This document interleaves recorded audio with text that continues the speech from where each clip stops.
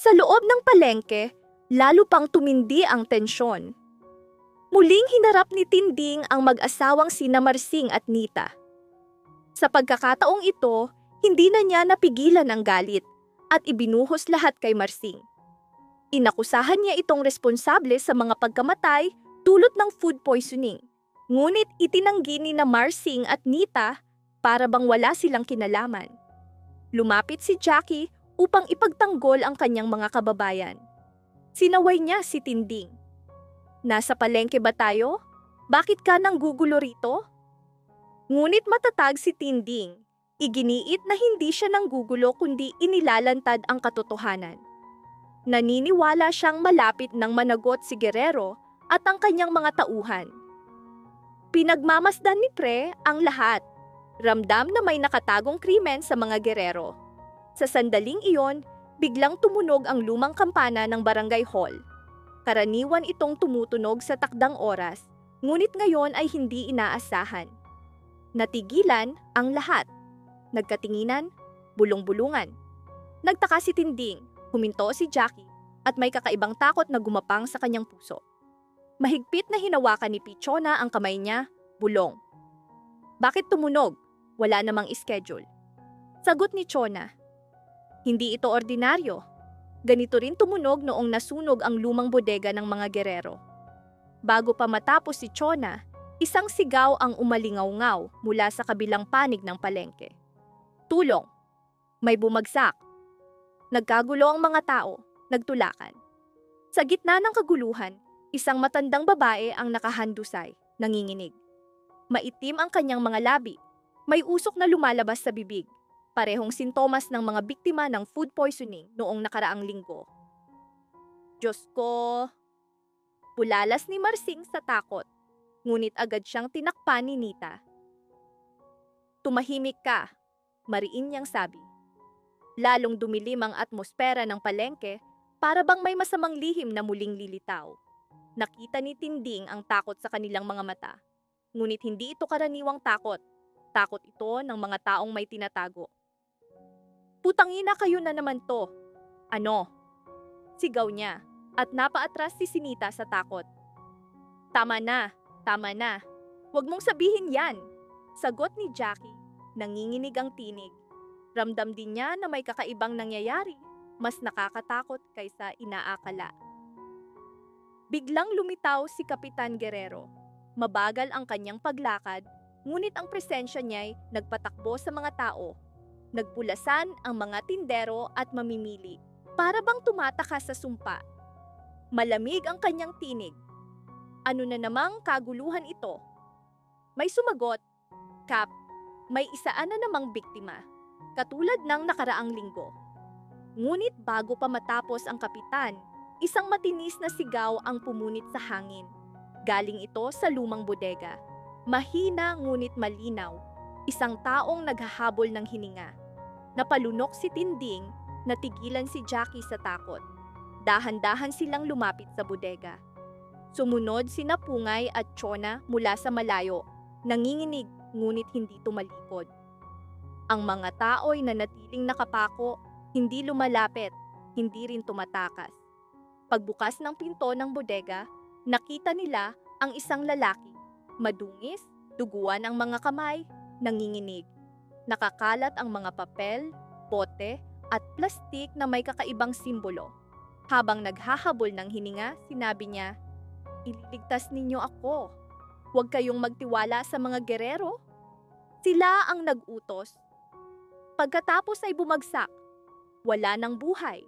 Napasigaw si Chona, tinakpan ni Pungay ang kanyang bibig. Nagyakapan sina Marsing at Nita sa takot. Natigilan si Jackie. Nanlaki ang mga mata. Pinulot ni Tinding ang isang papel mula sa sahig. May mga selyo, pirma, at tala ng mga delivery. Lihim na supply, mga kemikal, sa ilalim ng pangalang Project Balatkayo. At sa ibaba, isang pangalang nagpayanig sa lahat. Guerrero de Guerrero. Project Balatkayo? Gulat na wika ni Tinding. Ano ito? Bakit chemical? At bakit narito ang pangalan ng kapitan? Bago pa makasagot si Jackie, nagsalita ang kapitan. Iba ang tono ng kanyang tinig. Hindi galit, hindi pagtatanggol. Para bang nahuli, ngunit handang umatake. Tama na, isara ang pintuan ng bodega. Sigaw ni Tinding. Ngunit nakita nilang dahan-dahang isinasara ng 2 armadong lalaki sa labas ang mga pinto. Mga tauhan ng kapitan. Sa loob, sumiklab ang kaguluhan. May sumigaw. Napahayug-gulgol si Sinita. Bumagsak si Marsing sa takot. Napasandal si Jackie sa dingding. Nanlamig ang katawan. Para bang dudurugin sila ng bigat ng katotohanan. Mabagal na nagsalita ang kapitan. Matagal ko na kayong pinagtitiyagaan, ngunit hindi na kayo pwedeng manahimik. Kaya ngayong gabi, tatapusin ko na. Kasunod nito, isang napakalakas na pagsabog sa labas. Nagkagulo ang palengke, nagsisigawan ang mga tao. May mga napaluhod. Napagtanto ni Tinding, hindi ito karaniwang kaguluhan, kundi simula ng mas malaking plano. Kapo, ano yung ginawa mo? Nanginginig na tanong ni Jackie. May luha sa mata. Tinitigan siya ng kapitan. Anak, hindi mo kailangang maintindihan. Ginagawa ko ito para sa atin. Napanginig si Jackie. At doon nabunyag ang unang malaking twist. Si Jackie, na matagal nang akalay ka ng kamay ng kapitan, ay anak pala niya. Magkita tayo sa susunod na video. Mag-subscribe kayo lahat, i-like ang video, at manatiling nakaantabay. Anak ng isang babaeng minsang nagtrabaho sa ilalim ng kapitan, ngunit misteryosong nawala nang magsimula ang investigasyon sa ilegal na gawain ng mga gerero. Ako ang anak mo? Bakit hindi mo sinabi? Gulat na wika ni Jackie. Lumapit ang kapitan. Dahil ayaw kitang mailagay sa panganib. Ngunit ngayon, nabunyag na ang lahat. Alam mo na ang katotohanan. Sumingit si Tinding. Huwag mong gamitin ang anak mo. Hindi siya bahagi ng laro mo. Ngunit tumawa ang kapitan. Ngayon, lahat ay kasangkot na. Sa sandaling iyon, pinulot ni Pigay ang isa pang papel na nakakalat sa tabi ng bangkay. Dahan-dahan niya itong binuksan at binasa. Nakasaad na ang mga insidente ng food poisoning ay sinadya. Ang kaguluhan sa palengke ay inorkestra upang lumikha ng bagong oportunidad sa negosyo. Diyos ko, sila ang tunay na mga sabwatan, wika ni Pre matapos basahin. Isang nakakatakot na ngiti ang kumalat sa mukha ng kapitan. Project Balat Kayo, ito ang pinakamalaking pinagkukunan ng ating kita. Wala nang atrasan. Ngunit bago tuluyang umabot sa rurok ang takot, sumiklab ang putukan sa labas. Agad na umalingaw-ngaw ang pamilyar na tinig. Tinding, lumabas ka riyan. Natigilan ang lahat. Nakilala nila ang pangalan, JKI, ang pinakakilalang whistleblower mula sa Karatig Barangay, matinding kaaway ng mga gerero. Sa gitna ng kaguluhan sa palengke, umalingaw-ngaw ang tinig ni Chona. Apo, nandito ka? Nanginginig ang kanyang boses. Biglang kumalat ang usok, nabasag ang mga pintuang kahoy. Isang grupo ng mga tao ang sumugod. May dalang ilaw at lumang sandata. Nilusob nila ang mga tauhan ng kapitan. Sa dilim ng palengke, nagsimula ang labanan at mga lihim na matagal nang nakatago ay unti-unting lumitaw. Sa gitna ng sigawan at bakbakan, may tinig na nagmula sa likuran. Tinding, may dapat kang malaman tungkol sa iyong pamilya. Napalingon si Tinding, kumakabog ang puso. Nakatayo sa harap niya ang lalaking matagal na niyang inakalang patay. Ang kanyang nakatatandang kapatid na si Liro. Taon na ang nakalipas mula nang mawala si Liro dahil sa kasong kidnapping na konektado sa mga gerero. Liro, buhay ka? Gulat na wika ni Tinding. Sagot ni Liro, hindi ako namatay. Ako ang tunay na target. At ngayon ikaw ang gusto nila. Ang kapitan ng utak sa pagkawala ko, hindi ako nakatakas, itinago nila ako. Dahil hawak ko ang ebidensyang kayang bumagsak ang buong pamilya Guerrero. Nabigla ang lahat. Nagngit-ngit si Brando nang matanto niyang si Miguelito ang tunay na kriminal.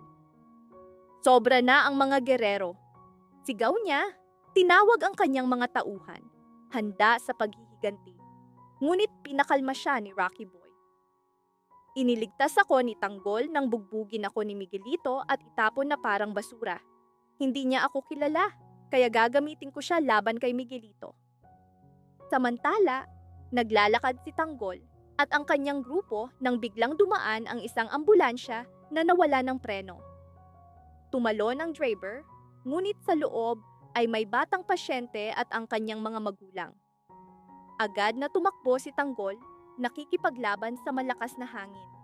Mula sa loob ay narinig ang desperadong sigaw ng ina. "Ililigtas mo kami! Huwag kang bibitaw!" Hinawakan ni Tanggol ang pinto ng ambulansya ng buong lakas. Biglang umangat ang isang gulong, sumabog ang apoy, muntik nang tumagilid ang sasakyan. "Tanggol, tama na!" Sigaw ni Sipido. Ngunit huli na nakipagbuno na si Tanggol sa kamatayan, humakapit sa bakal.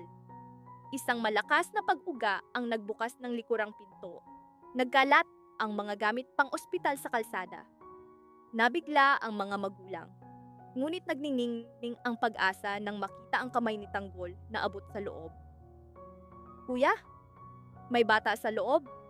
Bilisan mo!" Sigaw ng ama.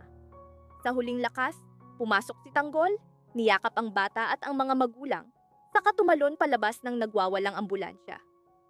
Sa sandaling iyon, bumangga ang sasakyan sa konkretong poste. Boom! Kumalat ang apoy.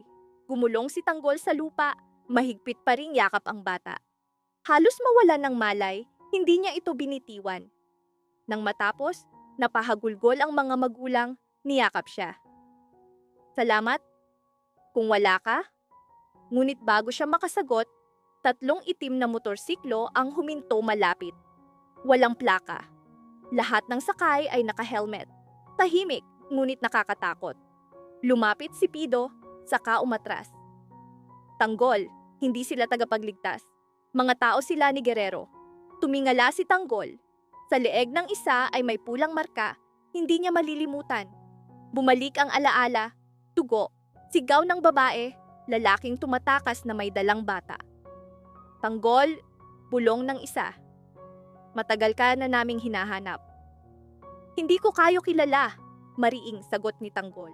Ngunit iginiit nila. "Kilala ka ni Don Gustavo."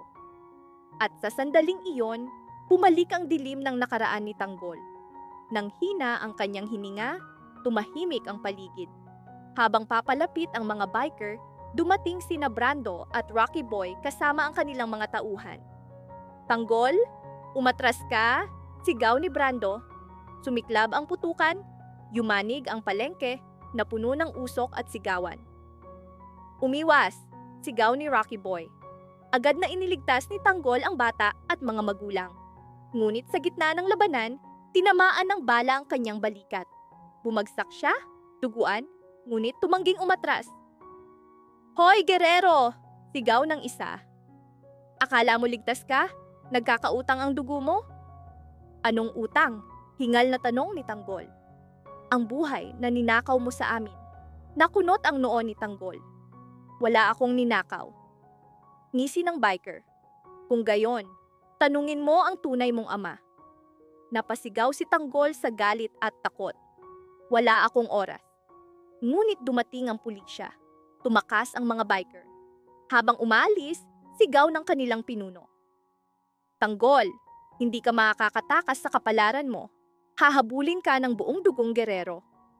Nang mawala sila, yumuko si Tanggol, nanginginig. Hindi dahil sa sugat, kundi sa mga salitang umalingaw-ngaw ang tunay niyang ama. Isang buhay na ninakaw. Guerrero. Agad na lumapit si Brando, puno ng galit at pag-aalala. "Tanggol?" Ngunit bago pa siya matapos, nawalan ng malay si Tanggol sa kanyang mga bisig, nanghihina sa pagdurugo. Nagkatinginan sina Brando at Rocky Boy, nagulat. At nakita nila, sa ilalim ng balikat ni Tanggol, bahagyang natatakpan ng dugo, may tattoo, isang simbolo, isang marka, isang patunay. Mahinang bulong ni Brando at Rocky Boy. Guerrero. Ang dugo ni Tanggol ay Guerrero. Natigilan ng lahat. Ang taong akala nila'y kaibigan. Ang iniligtas ni Rocky Boy, ang plano nilang gamitin laban kay Miguelito, anak pala ng kaaway. Umalingaw-ngaw ang sirena, bumigat ang dilim. Dinala ng ambulansya si Tanggol, duguan. Sa bubong ng kalapit na gusali, may aninong nakatayo, nakaitim, may binoculars, nagliliyab ang mga mata sa paghihiganti. Sa wakas, natagpuan na kita, bulong niya. Ang batang minsan kong tinangkang patayin ay buhay pa. At sa unang pagkakataon ngayong gabi, tumawa siya, isang halakhak ng halimaw. Maghanda ka, Tanggol. Nagsisimula na ang digmaan ng dugo. Habang tumatakas si Tanggol, nakalimutan niyang siya'y wanted man. Bawat hakbang ay lalo siyang nadadala sa panganib. Hindi lang pulisya, kundi pati mga tauhan ni Lucio ang humahabol sa kanya. Pinilit ni Ramon na tulungan siyang magsimula ng bagong buhay, habang si Rigor ay naglakad sa kabaligtarang landas, tagapangalaga ng mga iligal na gawain ng Guerrero. Lalong tumindi ang banggaan ng dalawang panig.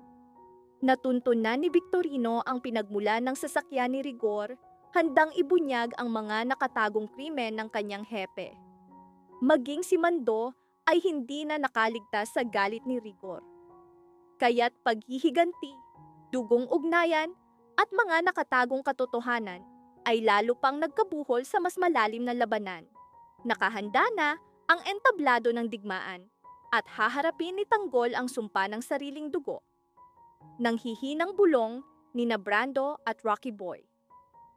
Guerrero, ang dugo ni Tanggol ay Guerrero. Nabigla ang lahat. Ang taong akala nila'y kakampi, ang iniligtas, ang gagamitin laban kay Miguelito. Anak sa sandaling iyon, lalo pang lumalim ang bangungot. Victorino ay halos mabaliw sa galit.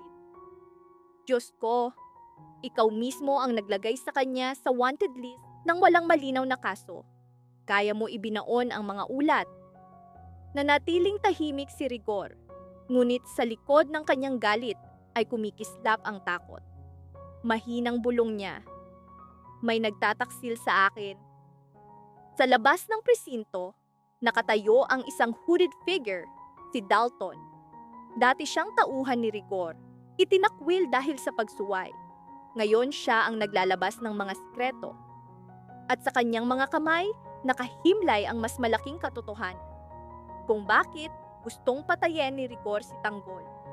Samantala, humingi ng tulong si Tanggol sa taong hindi niya inaasahan. Si Pilar, isang broker ng impormasyon, konektado sa magkabilang panig ng ilalim ng mundo. Binuksan ang lumang bodega at sinabi ni Pilar, Tanggol, huwag kang tumakbo ng pauna sa kapalaran. Hindi mo alam kung bakit galit sa iyo si Rigor o bakit hindi ka kailanman palalayain ni Lucio kahit gaano ka pa magtago. Nainis si Tanggol. Ano ang ibig mong sabihin? Lumapit si Pilar, maingat sa bawat salita. Ikaw ay konektado sa pagkawala ng anak ni Don Guerrero. Napatigil si Tanggol. Ano? Mabigat ang sagot ni Pilar. Hindi, wala kang ginawang mali. Ngunit hawak mo ang kaalamang hindi mo pa nauunawaan. At ang kaalamang iyon ang desperadong gustong ibaon ni Rigor, kahit kapalit ay buhay mo. Lumalim ang gabi. Unti-unting lumilitaw ang mga nakatagong katotohanan at ang kapalaran ni Tanggol ay dumudugo patungo sa mas madilim na landas. Nanginginig ang tinig niya. Pilar! Ak! Ngunit bago pa matapos, umaling-aungaw ang putukan sa loob ng bodega. Tanggol, doktor! Sigaw ni Pilar, bumagsak habang humahaginit ang mga bala. Sumugod ang mga tauhan ni Lucio. Walang makakatakas. Sigaw ng kanilang pinuno. Napuno ng dugo, alikabok, at takot ang paligid. Nagkubli sina Tanggol at Pilar sa likod ng mga lumang kahon. Bakit mo ako tinutulungan? Bulong ni Tanggol. Mahinang ngiti ang sagot ni Pilar. Dahil may utang ako sa taong pinakamamahal mo, ang minsang nagligtas ng buhay ko. Si Ramon. Tumigil siya.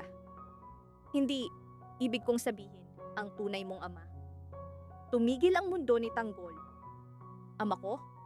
Ngunit bago pa maibunyag ang lahat, isang granada ang bumagsak. Sumabog, nagkalasog ang mga pader. Natapon sila. Nawala ng malay si Pilar habang gumagapang si Tanggol, duguan, pilit na tumatakas. Isang kamay ang humawak sa kanyang balikat. Matagal na kitang hinahanap. Mabigat na tinig. Lumingon si Tanggol. Si Dalton, nakatutok ang baril. Alam ko ang katotohanan, Tanggol, at oras na para malaman mo rin. Sa di kalayuan, tumatakbo si Ramon sumisigaw. Tanggol, kumapit ka? Huwag kang bibitaw? Ngunit nalunod ang kanyang tinig sa isa pang putok. Nilamon ng dilim ang lahat. Samantala, si Rigor ay humarap sa pagtatanong. Pinoprotektahan lang kita, sir, sabi ng isang tauhan. Naningkit ang mga mata ni Rigor. Hindi ko kailangan ng proteksyon. Ako ang hepe ng pinakamalaking presinto sa Maynila. Kaya kong pangalagaan ang sarili ko. Huwag mo akong pagtatakpan sa sarili kong mga tao. Tandaan mo ang lugar mo. Swerte ka't hindi kita sinuspinde. Sa susunod, hindi na kita palalampasin. Tahimik na lumisan si Mando. Sa City Hall, sumiklab ang kaguluhan. Pagdating ni Miguelito, sinalubong siya ng mga tao at mamamahayag. Inutusan ni Jackie na tawagin si Sinita, nais niyang magsalita. Inakusahan sila ng mga reporter. Ang mga relief goods ang pumatay ng tao, sila ang may sala. Walang sagot ang mayor. Pagpasok ni Miguelito sa opisina, sumigaw si Tinding. 5 kababayan namin ang namatay dahil sa expired na pagkain. Aminin mo, may sala ka. Lalong bumigat ang bigat ng katotohanan, dugo, paghihiganti, at mga nakatagong lihim ay lalo pang nagkabuhol. Umalingaw-ngaw ang tinig ni Congressman Leo sa kamara. Tingnan ninyo ang ginawa ninyo sa ngalan ng pagtitipid. Marami ang patay, mas marami ang nasa ospital. Sagot ni Jackie, iritado, arogante. Bakit kayo nagwawala? Kami ang magbabayad sa libing. Ang mga nasa ospital ay gagaling. Wala silang gagastusin. Tumahimik ang silid. Ngunit hindi ito kapayapaan. Ito'y katahimikan bago ang pagsabog. Napahawak ang mayor sa kanyang noo. Bakas ang matinding pag-aalala. Sa labas, umalingaw-ngaw ang sigaw ng tao, galit, dalamhati, kawalan ng pag-asa. Jackie, wika ng mayor, pagod ngunit matatag. May mga namatay, hindi mo pwedeng kausapin ang tao ng ganyan. Bago pa makasagot si Jackie, biglang bumukas ang mga pinto. Pumasok si Nita, hingal, namumula ang mata, halatang nagmamadali. May hawak siyang brown envelope, mahigpit na kapit, puno ng takot at galit. Nita, pulong ni Sandy. Tinatawag ka ni Jackie. Hindi ko kailangan ang tawag niya, mariing sagot ni Nita. May dala akong bagay na hindi ninyo inaasahan. Ipinatong niya ang sobre sa mesa, nanginginig ang kamay. Mga dokumento mula sa lumang procurement office hard drive. Hindi ito aksidente, hindi pagkakamali. May pumirma para sa expired na relief goods. At may kumita. Lahat ng mata ay nakatutok sa mayor. Nanginginig ang kanyang labi, ngunit walang lumabas na salita. Binuksan ni Nita ang mga papel at ibinunyag ang pirma. Isang pirma na kilala ng buong lungsod. Kay Jackie. Peke ito! Sigaw ni Jackie, agaw ang papel. Ginawa ito para ipitin ako. Ngunit bago pa siya matapos, sumiklab ang sigawan sa labas. Takbuhan, kaguluhan. Sumugod si Rigor kasama ang 2 pulis. Tingal, sabi niya, Mayor, may armadong grupo na pilit pumapasok sa City Hall.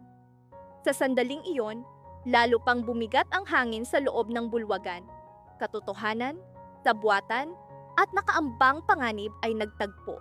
Lalong lumakas ang ugong ng tao sa labas. Hindi malinaw kung sila ba'y mga taga-suporta o mga pamilyang nagluluksa at nagngangalit. Walang nakakaalam. Mariing iginiit ni Rigor. Sir, kailangan na nating ilabas kayo. Tumayo ang mayor, ngunit pinigil siya ni Miguelito. Hintay, matatag niyang sabi. Hindi tayo aalis hanggat hindi nabubunyag ang katotohanan. Jackie, sabihin mo, ikaw ba ang pumirma sa mga papeles na ito? Nang hina si Jackie, bumagsak siya sa kanyang upuan, tinakpan ang mukha, para bang pinipigilan ang pagsabog ng luha o galit. Hindi ako, mahina niyang bulong. Agad na sumagot si Nita. Kung hindi ikaw, may gumagamit ng pangalan mo, at mas nakakatakot iyon. Nagkatinginan ng lahat, puno ng pangamba. Mabigat ang tinig ni Rigor. May mas malaki pang nangyayari rito, hindi lang ito tungkol sa relief goods. Biglang yumanig ang sahig. Pagsabog, sigaw ng isang pulis. Sumabog ang harapang gate mula sa isang improvised device. Diyos ko!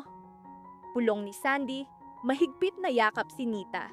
Napatras si Jackie nanginginig. Hindi dapat ganito. Hindi natin dapat hinayaang lumala. Mariing wika ng mayor. Jackie, may dapat ka bang ikumpisal? Tahimik si Jackie, dumadaloy ang luha. Sa wakas nagsalita. Ilang buwan na ang nakalipas, may lumapit sa akin. Nag-alok ng malaking halaga para mabilis na maipasa ang relief goods. Akala ko normal na supplier transaction lang. Hindi ko alam na expired na ang pagkain. Sinabi mo ba sa mayor? Sigaw ni Nita. Hindi. Sagot ni Jackie, humahagulgol. Dahil tinakot nila ako, may hawak silang mga video at dokumento laban sa pamilya ko. Kaya pumayag ako. Hindi ko akalaing may mamamatay. Nanigas ang mukha ni Miguelito. Jackie, sino ang nagtangkang manakot sa iyo? Nag-atubili si Jackie, ngunit nang magsalita siya, natigilan ang lahat. Isang grupo, tinatawag nilang Verdugo. Biglang tumayo si Rigor. Imposible! Matagal nang nawasak ang organisasyong iyon. Hindi, nanginginig ang tinig ni Jackie. Buhay pa sila, at may kasabwat sila sa loob ng gobyerno. Paano mo nalaman? Mariing tanong ni Miguelito. Dahan-dahang tumingin si Jackie sa paligid. Nanginginig ang kamay na itinataas. Sinundan ng lahat ang direksyon ng kanyang daliri. Nakatutok ito sa mayor. Tumahimik ang buong bulwagan. At sa sandaling iyon, nabunyag ang pinakamalaking lihim. Pagtataksil na nakatago mismo sa puso ng kapangyarihan. Magkita tayo sa susunod na video. Mag-subscribe kayo lahat, i-like ang video, at manatiling nakaantabay.